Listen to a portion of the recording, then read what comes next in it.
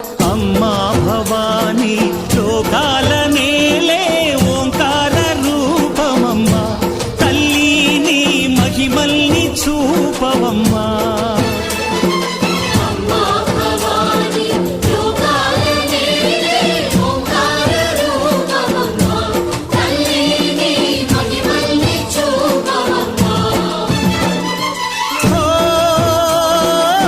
సృష్టికే దీపమా, శక్తికే మూలమా, సింహరథమే నీదమ్మా.